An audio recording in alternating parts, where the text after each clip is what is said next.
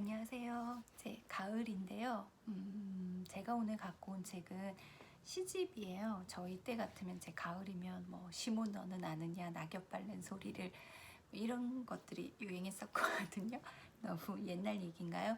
그래서 가을에 어울리는 시집을 갖고 왔습니다. 저는 시집 같은 경우는 그래도 웬만하면 이렇게 한 권씩 살려고 하는데요. 왜 그런 생각, 시인은 가난하다 그러잖아요. 예전에 박목월 시인이라든가 이런 분들 뭐 시나 수필 같은 걸 보면 그런 내용들이 많이 나와요. 가난에 대해서, 밥값에 대해서. 그래서 그런지 시집을 좀 살려고 하는데 유일하게 두 권을 갖고 있는 시집이 있어요. 그게 바로 기영도 시집입니다. 너무 잘 아시죠? 이게 이제 초판본인데요. 초판 처음에 나온 첫 번째 이제 시집이고 이게 다죠. 유고시이기도 하니까요. 그래서 잎속의 검은 잎이라는 건데 조금 오래됐어요. 그러다 요번에 새로 또 이제 기영도 시 전집이라고 해서 이렇게 나와가지고 너무 좋아하면서 샀었거든요. 기영도 시인의 모습도 보이고요.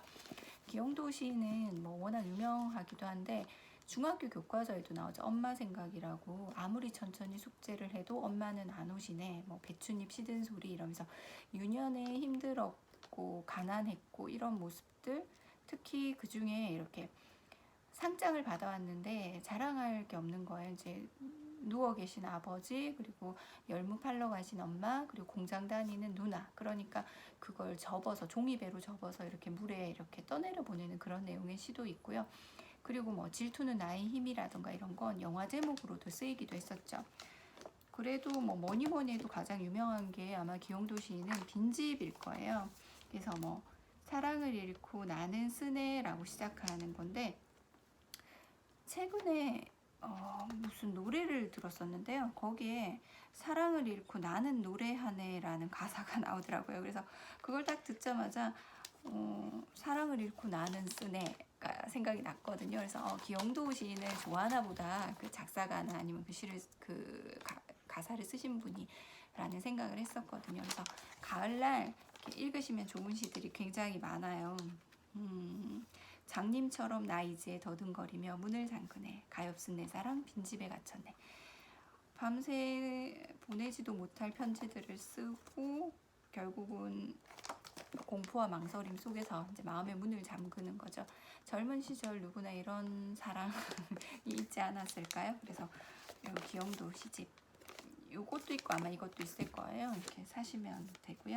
그리고 최근에 산 시집 중에는 지구만큼 슬펐다라던가 뭐 이런 시들이 있는데 그 중에 수학자의 아침이라고 김소연 작가님 시집이에요. 여기에 보면 수학자의 아침이 되게 재밌어요. 시가 처음 시작이 나 잠깐만 죽을게 삼각형처럼 삼각형처럼 죽는 게 어떤 거지? 라는 생각을 좀 하게 돼요. 잠깐만 죽을게. 어디서도 목격한 적 없는 온전한 원주율을 생각하며 죄송해요. 시를 잘 못 읽죠? 나 잠깐만 죽을게. 단정한 성분처럼. 수학자는 눈을 감는다. 정말 수학자는 죽을 때도 이런 생각을 할까요? 재미있기도 하고요. 그리고 생각거리가 많은 시. 저는 사실 시를 읽는 게 되게 무섭고 두려웠어요. 왜냐하면 학교 다닐 때 맨날 줄 긋고 이거는 뭐가 상징이고 무슨 기법을 사용했고 어떻게 해석을 해야지만 정답이잖아요. 근데 시라는 게 그렇게 갇혀버리면 시가 아닌 것 같아요. 상징과 은유 내가 만들어 나가는 거고 내가 느끼는 감동인 거지 그건 아닌 것 같은데 그 틀에 너무 박혀 있는 거예요. 그래서 읽으면서도 불안한 거예요. 내가 작가의 의도를 이해하지 못하면 어떡하지? 뭐 내가 잘못 해석해서 무식하다는 소리를 들으면 어떡하지? 그런 것들. 근데 이제 그런 걸 좀 버리기로 했어요. 그래서 이런 단행본 시집도 많이 사지만 시 묶음집 있죠. 김용택의 이거 되게 많이 팔렸다고 알고 있는데 꼭 한번 필사하고 싶은 시라는 거예요. 가을날 커피 마시면서 시를 읽다가 좋아하는 시는 이렇게 옆에 이렇게 쓸 수 있게 이렇게 되어 있거든요. 제가 글씨를 못 써서요. 선운사에서라는 시를 좋아하는데 이렇게 해서 연필로 그냥 끄적끄적 시를 한번 써봤거든요. 그러니까 시는 낭독하는 맛도 있지만 필사하는 맛도 있는 것 같아요. 필사하면서 그냥 뭐라고 해야 되지? 조금 더 시에 가까워진다고 해야 되나요? 그리고 필사하다 보면요 짧은 시가 나오면 또 되게 반가워요. 여기 보면 지평선이라는 막스 자콥의 시가 있는데 그녀의 하얀 팔이 내 지평선의 전부였다. 요게 다거든요. 옛날에 왜 그 키플링이었나요? 누가 쓴 게 뱀이라는 시인데 길다 이렇게 끝나는 시도 있다고 하죠. 요런 시집이나 아니면 시를 설명하거나 시에 대해서 내가 느낀 감상을 같이 적어서 내는 그런 시 에세이라고 해야 되나요? 그런 것도 너무 좋더라고요. 그러니까 완전 뭐 평론, 문학 평론 이런 게 아니라. 그래서 그 중에서 제가 추천해드리고 싶은 거는요. 황현산 선생님, 작가님, 이분은 워낙 유명하시죠? 돌아가셔서 되게 슬펐는데 이분이 시랑 이런 것들 해서 본인 생각이나 아니면 그 시대 상황 같은 것도 같이 얘기해 주시는 우물에서 하늘 보기란 책이에요. 그리고 이거는 이제 시 강의를 하시는 분이죠. 정재찬 교수님, 이제 우리가 인생이라 부르는 것들이라는 건데 옆에 보이시면 이렇게 왜 옛날에 제가 어릴 때는 이런 인덱스보다는 이렇게 연필로 줄을 그었거든요. 그래서 친구한테 빌리거나 내가 또 누구한테 빌려줬는데 읽다가 줄을 끊고 싶은 게 있는데 친구 거니까 못 끊는데 친구가 이미 거기에다 줄을 그어 놓은 거예요.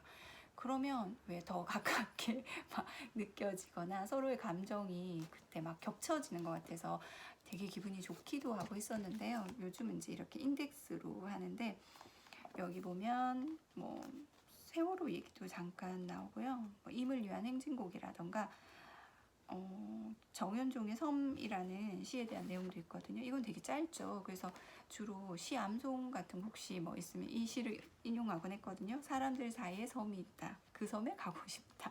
이런 거. 장그루니의 섬 뭐 이런 거랑 연결되죠. 그러면서 뭐 여기 보면 황진이에 대한 얘기라던가 아니면은 백석에 대한 것도 있거든요. 저 백석 시집도 갖고 있는데 저는 여운안골족이라는 시를 굉장히 좋아해요. 거기에 무징객국이라는 게 나오는데 시에서 막 그 맛이나 냄새가 막 느껴지는 것 같아서 꼭 그걸 한번 먹어보고 싶은데 저 위쪽 음식이라서 자, 여기에 보면 작가님이 살아오시면서 연륜이나 지식의 깊이, 지혜의 깊이죠. 지식이라기보다는 그런 것들도 많이 느껴지고요. 그래서 시를 읽고 이해하는데 길잡이 앞잡이라 그러면 좀 이상하고요. 길잡이 같은 좋은 책입니다. 그리고 이건 정말 가독성도 좋고 술술 익혔어요. 그리고 이렇게 아이들하고 이 시를 읽고 같이 생각하면 참 좋을 것 같다라는 시들이 되게 많았거든요. 그래서 제가 특히 아이들한테 해주고 싶은, 그러니까 자녀들에게 얘기해주고 싶은 시들이 많았어요. 성장이라던가요. 뭐 바다가 가까워지자 어린 강물은 엄마 손을 더욱 꼭 그러진 채 놓지 않았습니다. 하지만 결국은 헤어지게 되어 있죠. 뭐 이런 거라던가 아니면 친구가 배고픈 내 가방에 아무도 모르게 이렇게 호빵인가요? 따뜻한 거 뭐 그거 넣어주는 시도 있고요. 그리고 이거는 아이들하고 같이 읽으면서 이렇게 얘기를 했던 시인데요. 딸을 위한 시예요. 마종환님의 시인데 한 시인이 제가 발음이 한 시인이 어린 딸에게 말했다. 착한 사람도 공부 잘하는 사람도 다 말고 관찰을 잘하는 사람이 되라고. 겨울 창가의 양파는 어떻게 뿌리를 내리며 사람들은 언제 웃고 언제 우는지를, 오늘은 학교에 가서 도시락을 안 싸온 아이가 누구인지 살펴서 함께 나누어 먹으라고. 뭐 이런 것들이에요. 그러니까 엄마나 아빠가 되어서 아이들에게 얘기하고 싶은 게 굉장히 많은데 그걸 구구절절히 얘기하면 좋아할 사람이 없죠. 근데 내가 바라는 바람이, 아이에게 바라는 어떤 바람들이 이렇게 딱 있어요. 그리고 정말 너무나도 이렇게 가슴에 팍 왔던 시가 있었는데요. 이게 욕이거든요.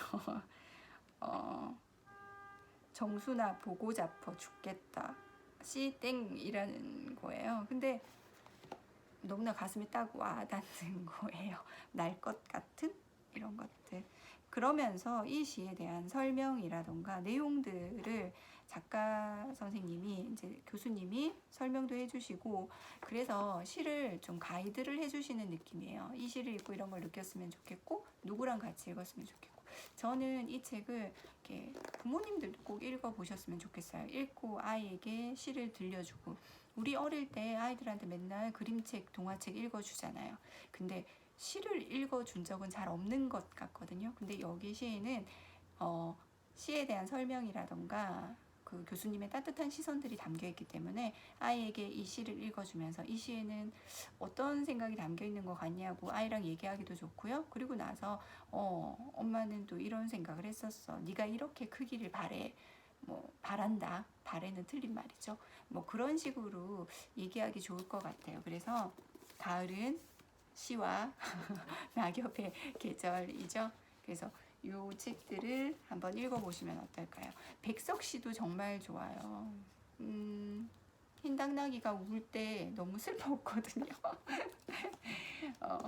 그 다음에 뭐 요번에 9월 모평이었나요? 고3 모평에 백석 씨가 나왔는데 너무 슬퍼서 문제를 풀기가 힘들었다는 그 북풀의 친구님이 그런 글을 달았더라고요. 그런 딸이 하나 있으면 좋을 것 같아요.